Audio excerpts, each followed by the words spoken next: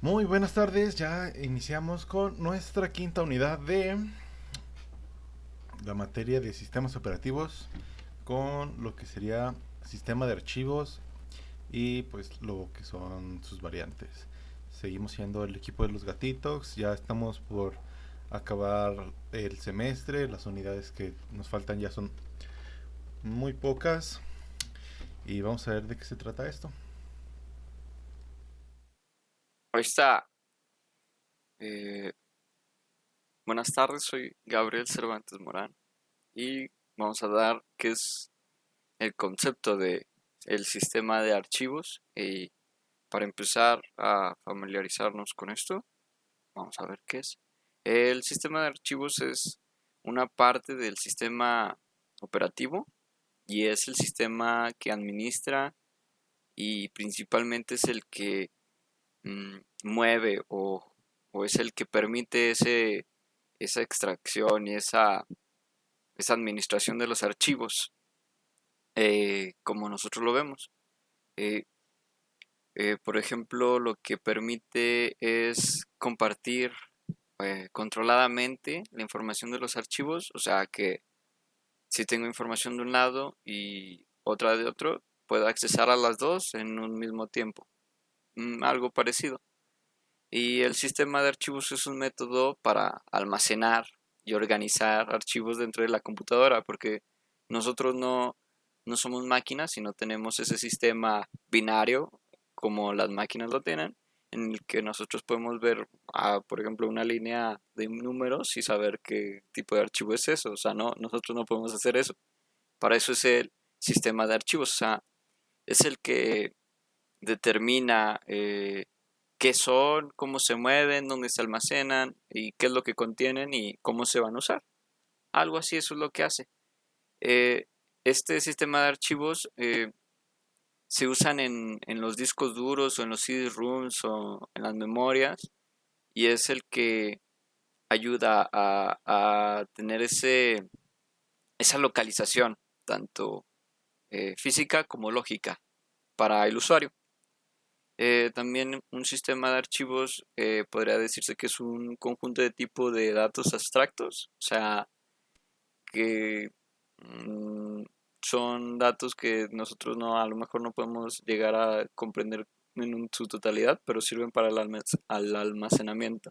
O sea, organización jerárquica, la manipulación, el acceso, si se puede leer y escribir, o nada más leer o escribir, o si se pueden borrar, mover o cualquier ese tipo de cosas. Esto es lo que lo permite. También, por ejemplo, que se borren o recuperarlos, también esto nos ayuda. Eh, en general, los sistemas operativos, cada uno tiene su propio sistema de archivos y dependiendo del sistema operativo es mejor o es peor. Esto también depende de, obviamente, de el disco duro que se tenga o de la computadora que se tenga en general, pero comúnmente cada sistema operativo tiene un muy buen sistema de archivos. Eso sería todo del primer tema. Noción de archivo real y virtual. Pues en la noción de los archivos reales y virtuales, pues vienen siendo los dos tipos que son. Un archivo virtual es un archivo temporal que el sistema usa con un proceso sin que sea guardado permanentemente. Estos procesos casi siempre se usan, pues, como con viene siendo como con programas como Word o programas como Photoshop, como Adobe Premiere. Muchos de esos programas guardan un respaldo en el cual se va guardando la información de tu archivo sin que tengas que estarlo tú guardando constantemente. Esto nos puede ayudar a que si en una ocasión se nos apaga la computadora o tenemos algún problema de electricidad, el archivo esté ahí, pero puede que en algunos casos no esté completo. Estos archivos ya cuando son guardados se borran completamente o se borran gran parte de ellos. En, la, en el caso de los archivos reales, pues esto consiste en que ya es un software que contiene pues el programa. este ya está guardado completamente y puede ser pues de cualquier elemento. Este ya se puede mostrar en nuestro sistema operativo, en nuestra computadora.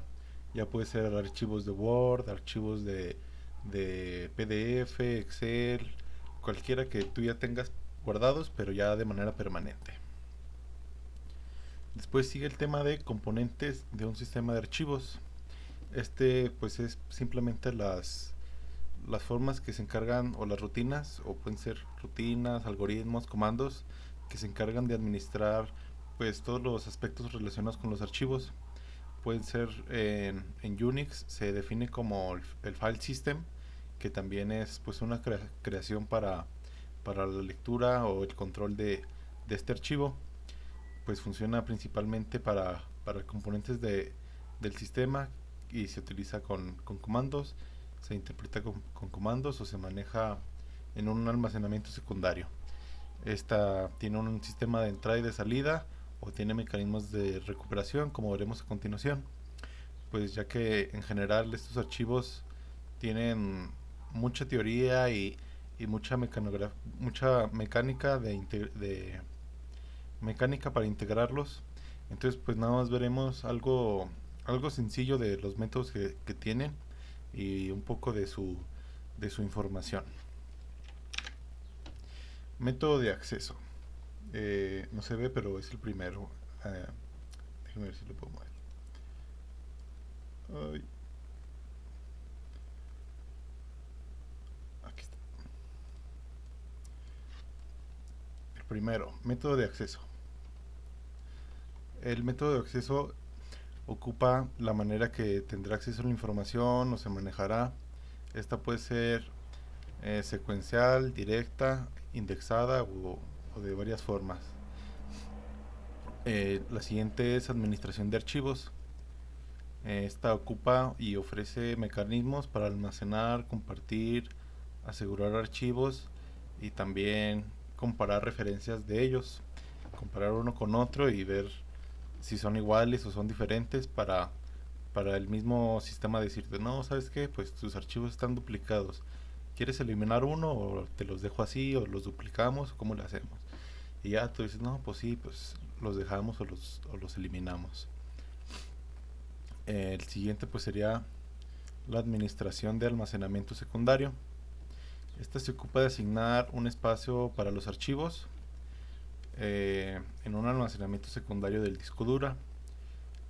Pues se está guardando de manera como volátil y como si se estuviera usando la memoria RAM, pero en el disco duro. Y si se termina de guardar, pues ya se guarda directamente en el disco duro. Y si no, puede que se elimine ya completamente también del mismo. Después pasamos a mecanismos de integridad.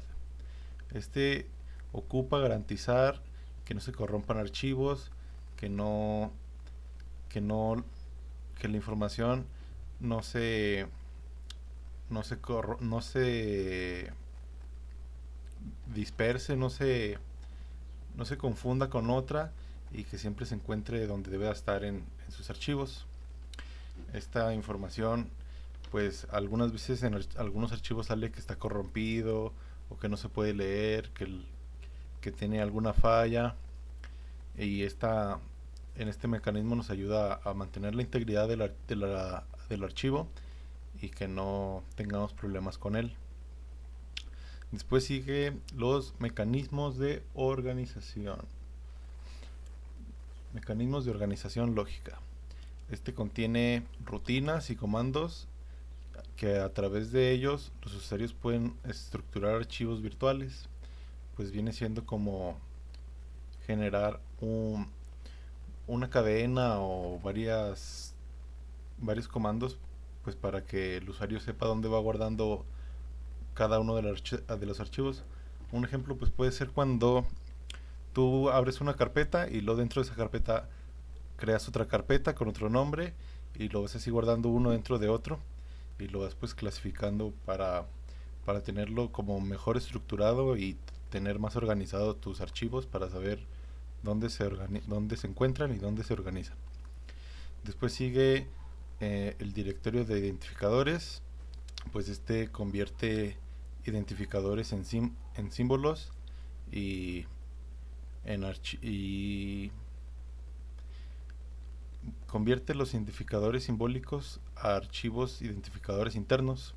Estos apuntan a su descriptor y permite encontrar el archivo. Pues es como cuando en una pila tienes como una puntita y esa nos ayuda a manejarlo para arriba o para abajo y es un apuntador. Ya ese tú lo pones en determinado archivo y te va a decir dónde se encuentra y qué descripción tiene o qué formato o de descripción tiene el mismo archivo. Después sigue el sistema teórico de archivos, que su objetivo pues es prácticamente activar y desactivar rutinas o abrir y cerrar eh, los accesos. Pues puede que tú tengas un archivo y no quieras que nadie lo abra o quieres que tenga una contraseña. Este te ayuda, este sistema te ayuda pues a ponerle algo, una restricción, cambiar su, su rutina para abrir o cerrar la ventana y que esté más segura para, para, para ver si entra o si tienes algún problema con hackers. Después sigue el mecanismo de organización física. Ay, traslada las direcciones lógicas en direcciones físicas.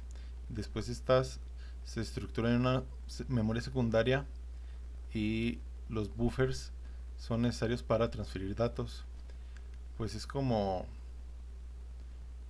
en tu memoria virtual, transferirla a una memoria ya física, ya todo lo que se estaba guardando dentro del disco, ya tenerlo fijo y tenerlo ya bien estructurado para un guardado permanente o ya es una transferencia fija.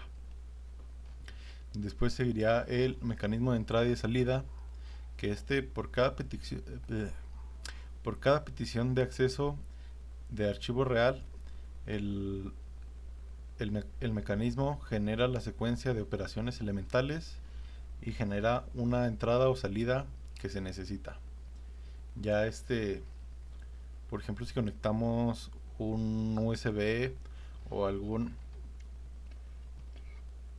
perdón, o conectamos a algún dispositivo, la computadora va a hacer las operaciones necesarias para leer este tipo de archivo que se necesita y va a generar una entrada, una salida o una salida según se necesite. Ya está guardada en el disco, ya sabemos de qué tipo de archivo se está leyendo.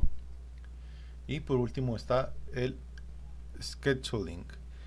Y este es un nivel donde se tiene un número de peticiones pendientes y se tiene que estar llevando a cabo con una asignación al tiempo del CPU con diferentes peticiones. Puede ser como un reloj que tiene varias peticiones y se tienen que ir cumpliendo en tiempo real para estar llevando los archivos a cabo.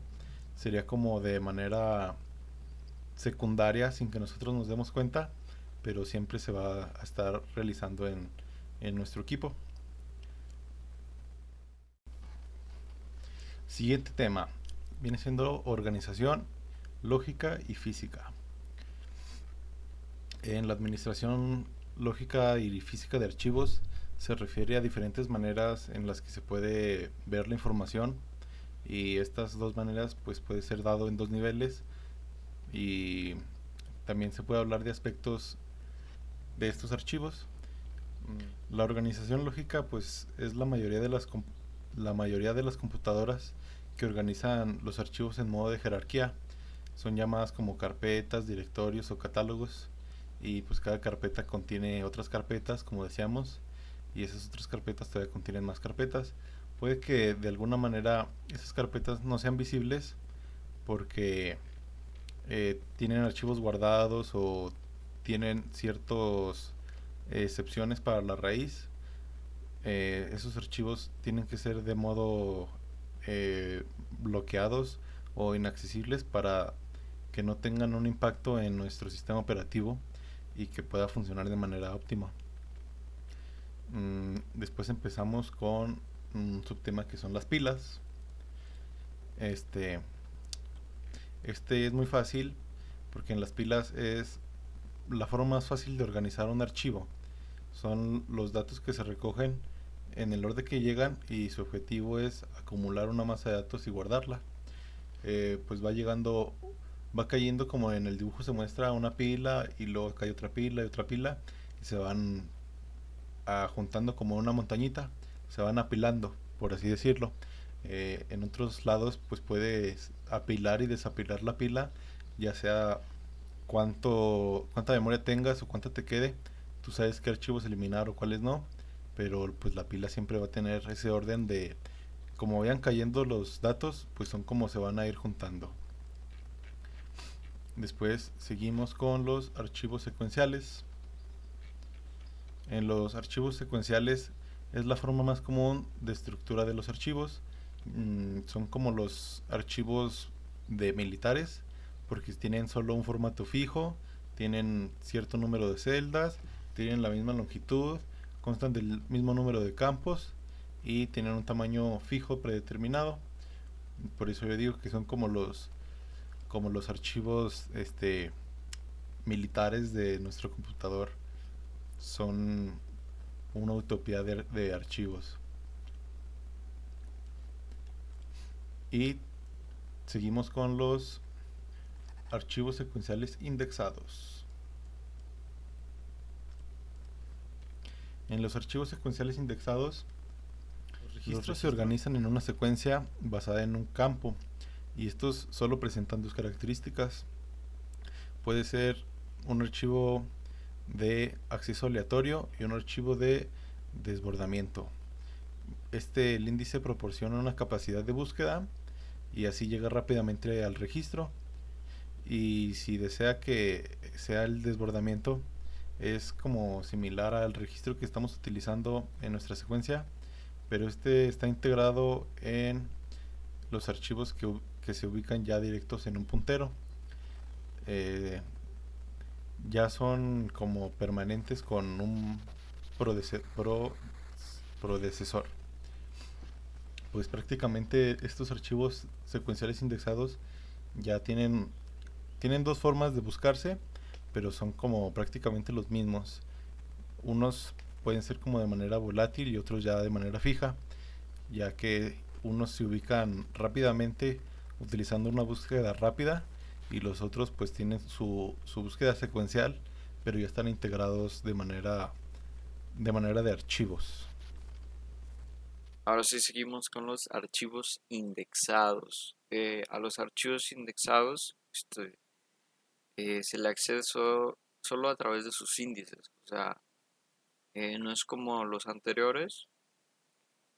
Aquí no hay restricción de ubicación de los registros. O sea, pueden estar en cualquier parte y simplemente con su índice es como se localizan. Mm, el índice contiene un puntero en cada registro y este puede emplearse para registros de longitud variable.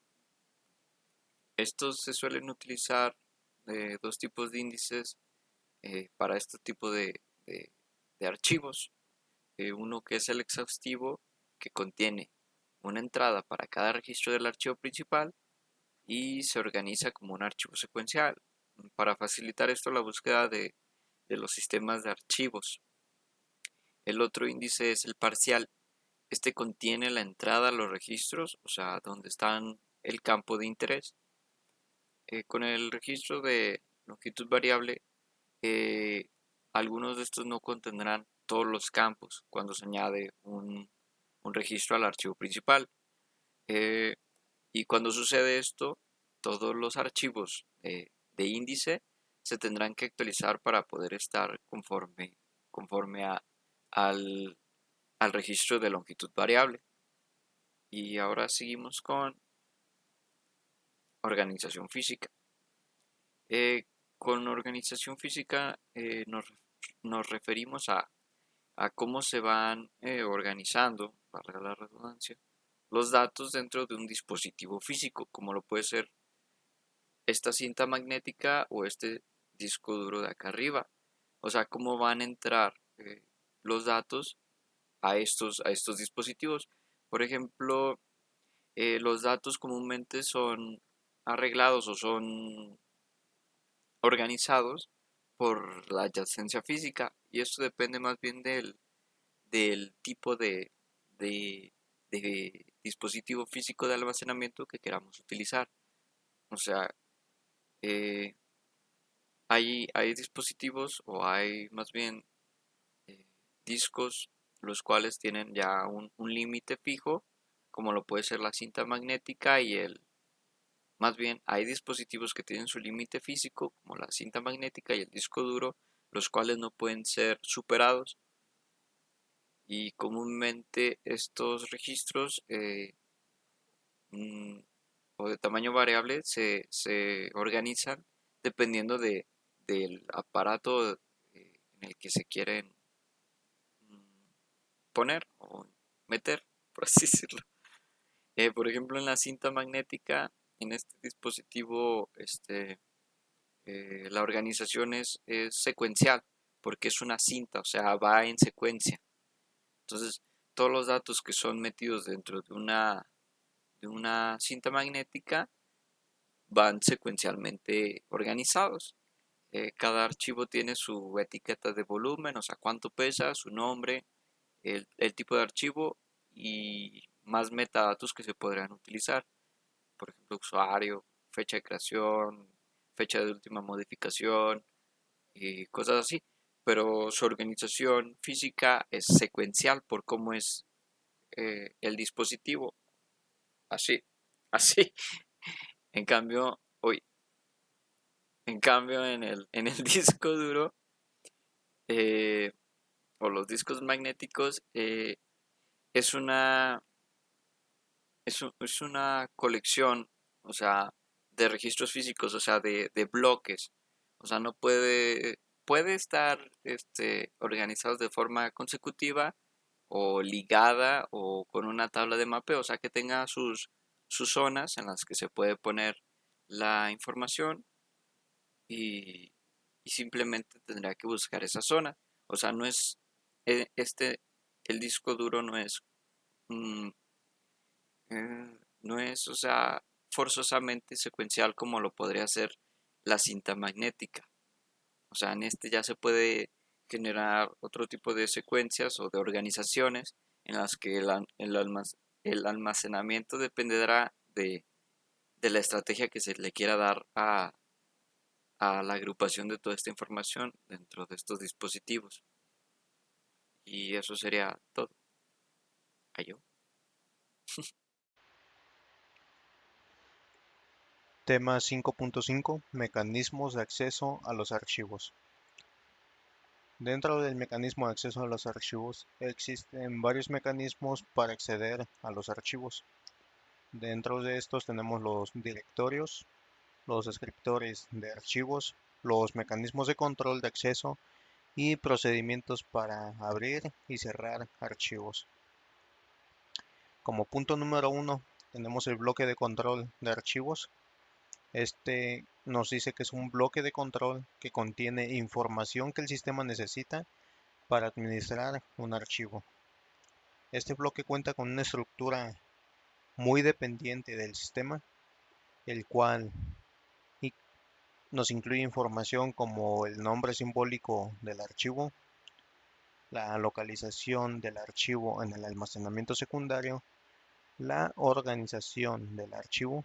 Este tiene un método de organización y un método de acceso. Tiene un tipo de dispositivo, datos de control de acceso. En esa categoría de tipo vamos a encontrar el archivo de datos, el programa objeto y programa fuente.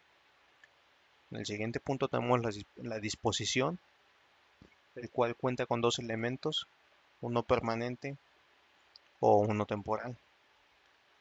Tenemos la fecha y tiempo de creación, la fecha de destrucción, la fecha de la última modificación y la suma de las actividades de acceso. Este se identifica por medio del número de lecturas. Y por último nos dice que este descriptor de archivos es controlado por el sistema para que el usuario o nos indica que el usuario no puede hacer referencia a este. A continuación nos dice que cada uno de los archivos se le asigna un descriptor, el cual contendrá toda la información que necesitará el sistema de archivos para ejecutar con él los comandos que se le soliciten. En este descriptor se mantendrá en la memoria principal desde que el archivo se abre hasta que sea cerrado. Este debe de mantener al menos la siguiente información como una identificación del archivo, su lugar de almacenamiento y su información del modo de acceso.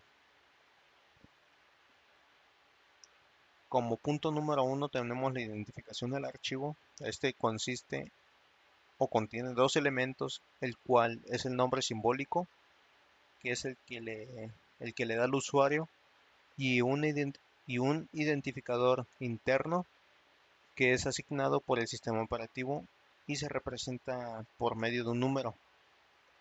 Tenemos el lugar de almacenamiento, así como el tamaño del archivo, el modo de acceso. Este debe indicar en forma explícita quién puede accesar al archivo y con qué derecho. Todo es cuestión de seguridad. Luego tenemos como punto número 2, tenemos el mecanismo de control de acceso. Este es un sistema de información especializado en detectar los intentos de acceso, permitiendo el paso de entidades autorizadas y por obviedad denegando el paso de todas las demás o las que no son autorizadas. Este nos involucra medios técnicos y procedimientos operativos. Tiene mecanismos que en función de la identificación ya autenticada permite acceder a datos o recursos del sistema. Tenemos el punto de los directorios. Este nos dice que son utilizados por el sistema operativo para llevar un registro de los archivos que incluye el nombre, los atributos, las direcciones en disco donde se almacenan los datos y los archivos referenciados. Tenemos por último los procedimientos, el cual se le conoce como Open o Close. El Open. Este tiene la finalidad, la cual es permitir que el sistema traslade los atributos y la lista de direcciones en disco a la memoria principal para un rápido acceso en llamadas posteriores. Tenemos el procedimiento Close, el cual nos indica que cuando concluyen los accesos, los atributos y direcciones del disco ya no son necesarios, por lo que el archivo se cierra y libera la tabla del espacio interno. Tema 5.6. Manejo de espacio en memoria secundaria. La memoria secundaria nos dice que no es la más rápida, pero sí es muy eficiente. Este tipo de memoria secundaria cuenta con gran capacidad para almacenar información en dispositivos tales como discos, cintas magnéticas, discos ópticos y frecuentemente los datos y programas se graban en la memoria secundaria. De esta forma, cuando se ejecuta varias veces un programa o se utilizan repetidamente unos datos, no es necesario brindar de nuevo a través de un dispositivo de entrada. Este sistema de archivos se ocupa principalmente en la administración del espacio del almacenamiento secundario y sobre todo en el espacio del disco. El manejo del espacio libre en el disco se lleva a cabo en tres segmentos o se divide en tres segmentos, los cuales los conocemos como vector de bits, lista ligada, también conocida como lista libre, por conteo, se le conoce también como agrupación, en el vector de bits. Aquí tenemos el espacio libre en disco, el cual es frecuentemente implementado como un mapa de bits, donde cada sector es representado por un bit. y si el sector es libre, el bit es 0. De lo contrario, está asignado. Aquí tenemos una representación gráfica de un vector de bits donde los espacios que están ocupados son representados por un número 1, pero los espacios vacíos se representan con el número 0. Tenemos la lista ligada, punto número 2. En este existe una cabecera en la que se tiene la dirección del primer sector vacío. Este sector a su vez tiene un apuntador al siguiente sector y así sucesivamente hasta que se encuentra una marca indicando que ya no hay espacio libre. Punto número 3, tenemos el de conteo, también conocido como agrupación. Aquí por cada conjunto de sectores contiguos que estén vacíos, se tiene por cada apuntador un número de inicio y el tamaño de agrupación de sectores vacíos. Tenemos el siguiente punto, el cual son los métodos de asignación de espacio en disco.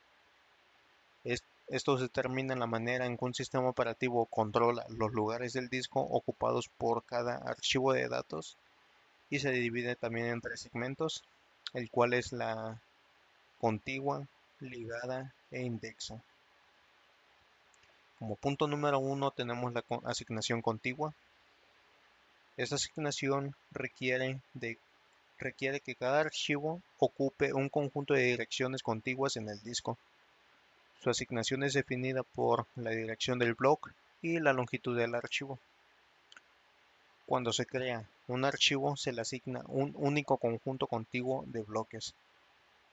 La tabla de asignación de archivo necesita solo una entrada por cada archivo y que muestre el bloque de comienzo y la longitud del archivo. En pocas palabras nos dice que la asignación contigua es, entre comillas, la mejor para un archivo secuencial. La asignación contigua representa algunos problemas como la fragmentación externa, lo que hace difícil encontrar bloques contiguos de espacio de tamaño suficiente. Tenemos la asignación ligada, donde cada archivo es una lista ligada de bloques y el directorio contiene un apuntador al primer bloque y al último bloque. La asignación se hace con bloques individuales. Cada bloque contendrá un puntero al siguiente bloque de la cadena. La tabla de asignación de archivos necesita una sola entrada por cada archivo que muestre el bloque de comienzo y la longitud de este mismo. Nos dice que cualquier bloque se puede añadir a la cadena, pero aquí tenemos una consecuencia de este encadenamiento, el cual es que no hay cabida para el principio de cercanía.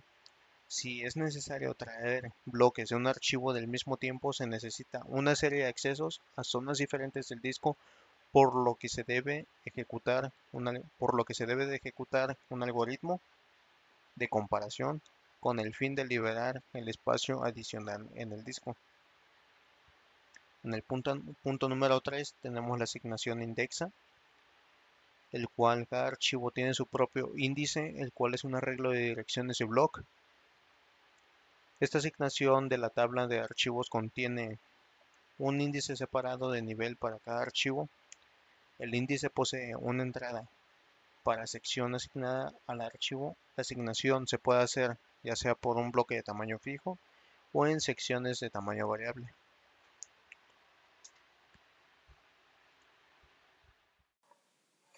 ¿Qué onda? Soy Gabriel otra vez. Sigue el modelo jerárquico. El modelo jerárquico es cómo se distribuyen este, los datos en directorios. Esto del modelo jerárquico se llama así porque viene en una jerarquía. No sé si se puede ver en esta imagen de aquí o en esta de acá y en la de diagonal aquí. Por ejemplo, se tiene el directorio principal que se le suele llamar, más bien que se le llama root como raíz o sí, como raíz y es el que tiene el inicio de todo, es donde comúnmente se instala el sistema operativo. Entonces, dentro del del directorio principal, o sea, de la raíz, es donde se van generando los subdirectorios o las subcarpetas, que es como se va dando el sistema jerárquico, va por importancia.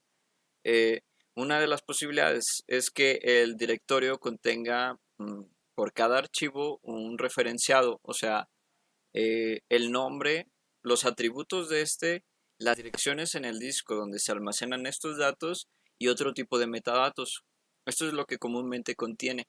En el directorio principal, en el root, se ve, se ve como metadato principal de que ese es el directorio principal. En los demás, dentro del root, como hay jerarquías, se tiene en el metadato de que es una carpeta y este tiene aún más directorios adentro, o puede tener más directorios adentro, o más archivos adentro. Eh, También otra posibilidad es de que el directorio, como ya les dije, tenga el nombre del archivo y digamos que nos pasamos una carpeta abajo del directorio o del root o del directorio principal y este va a tener el apuntador a los datos de donde se encuentran los archivos de este subdirectorio. O sea, van a ver aún más datos de lo que hay dentro de ese directorio. No sé si me explico, pero sería como en como en esta imagen, esta de aquí arriba, de que la tercera carpeta, el tercer subdirectorio, tiene sus datos aquí adentro. Entonces lo que contiene ese directorio sería la referencia de donde se encuentran estos datos de aquí en el disco duro. Eso es lo que puede contener.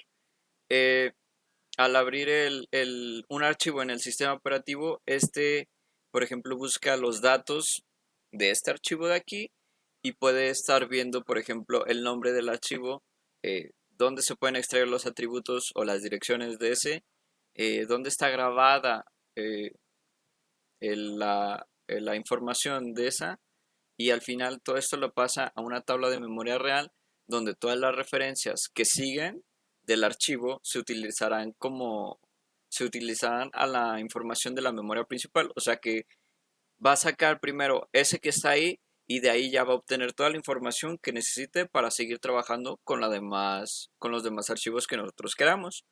Eh, el número y la organización de los directorios puede variar de sistemas. Como ya había dicho al principio en el concepto de todo este video, eh, cada sistema operativo tiene su propio sistema de archivos, su propio controlador de archivos. Y esto depende de las funciones. Por ejemplo, en las computadoras normales, como la que estoy usando, que tiene Windows, esta tiene un tipo de directorio que se llama árbol de directorio por usuario. O sea, cada usuario tiene su propia directorio y este directorio de usuario puede tener subdirectorios, lo cual sería toda la información que guarda un usuario. Por ejemplo, en otro tipo sería un directorio por usuario. Esta de aquí, la diferencia es que solo hay un directorio por usuario. O sea, en la anterior lo que se podía hacer era generar otro usuario y que ese otro usuario tuviera más directorios. En cambio, en la anterior solo es uno por usuario. Eh, Otro también es el directorio único. Este comúnmente está como pensado para servidores o para funciones de que no sean con usuarios, que es el directorio raíz y desde el raíz van todo arramado o ramificado a lo que se necesita. Eso sería en sí lo básico, lo principal y sería todo. Bye. Volví, no me fui. Seguimos con mecanismos de recuperación. Con mecanismos de recuperación nos referimos a mecanismos que se usan para la recuperación de archivos en caso de alguna falla. O sea, el- como puede ser posible de que estemos trabajando y se nos apague la computadora y en ese momento el archivo en el que estábamos trabajando no se termina de guardar y este puede generar una falla. O sea, no se guarda completamente el archivo y la información que se tenía en ese momento se puede perder. Esto a veces se recupera, a veces no, pero para eso son los mecanismos de recuperación. Algo de lo que se suele hacer como un mecanismo de recuperación es crear puntos de recuperación. O sea, cada cierto tiempo la computadora genera como un almacenamiento aparte, el cual guarda lo que se lleva en ese momento y lo almacena, ahí lo deja, y si se llega a tener algún problema, pues simplemente recupera ese archivo que había guardado y lo reanuda, como si fuera por ejemplo, salvar una partida o guardar un juego, algo parecido sería, pues que a lo mejor pierdes y simplemente le das a abrir ese archivo guardado. O sea, simplemente es como una vida extra, por así decirlo, en términos de, de puntos de acceso o puntos de recuperación. Y simplemente cuando termina de hacer la tarea, si se terminó de hacer la tarea completamente, ese punto de guardado o sí, ese punto de restauración se elimina, dejando libre todo ese espacio que se había ocupado. Esto lo suele hacer Word, por ejemplo, si tienes activado la vista de los archivos ocultos, al momento de abrir un archivo en Word, te genera el archivo principal de Word y aparte te genera uno oculto que es en el que se está guardando como un guardado automático para poder recuperar la información en caso de que se pierda. Eso sería lo principal. Eh, Comúnmente las soluciones que se tienen en hardware es que, bueno, para que esto no suceda es checar el disco duro y ver cuáles son los bloques defectuosos, si es que el problema llega a ser por bloques defectuosos, y ponerlos en una lista para no usarlos. O sea, teniendo un disco duro de 1 TB, se checa, digamos que salen 100 megas de bloques dañados, pues al final lo que hace el sistema operativo es decir, pues si este disco duro tiene 100 megas dañados, pues entonces nada más voy a usar los 900, perdón, que le quedan. Y finalmente terminas con un disco duro, por así decirlo, de 900 megas.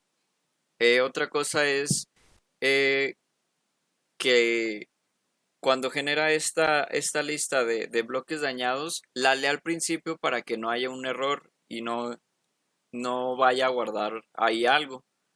También otra solución es la del software, que es lo que hace que checa todos los archivos que se tienen, y si hay alguno defectuoso, lo manda como a una lista de espera en la cual o es eliminado o es posiblemente reparado, si es que esto se puede dar.